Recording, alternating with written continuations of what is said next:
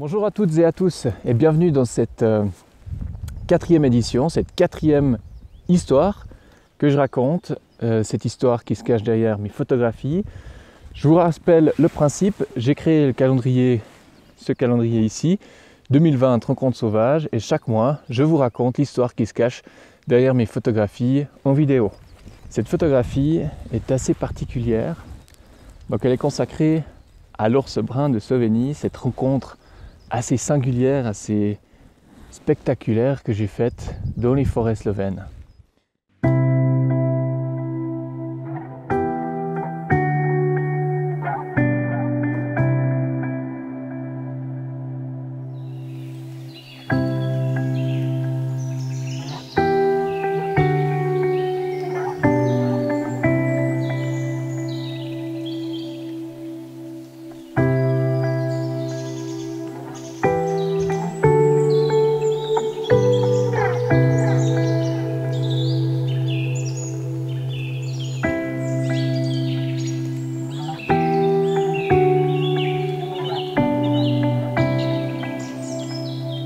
Les mois de mai et juin sont les périodes du rut du mâle, donc ils parcourent beaucoup de chemins sur leur territoire et c'est là où on a le plus de possibilités de le croiser. Donc je me suis rendu sur différents lieux que j'avais repérés sur Google Maps et ensuite j'y suis allé complètement à l'instinct.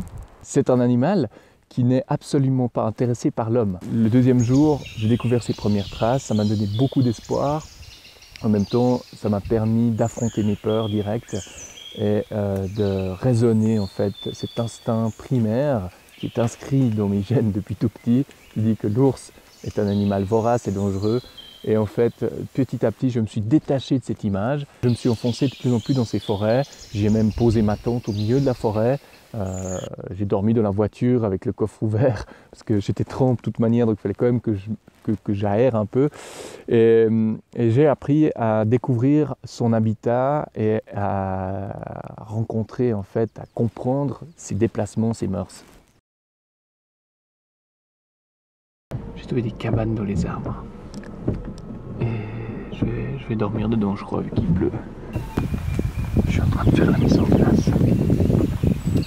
On a vu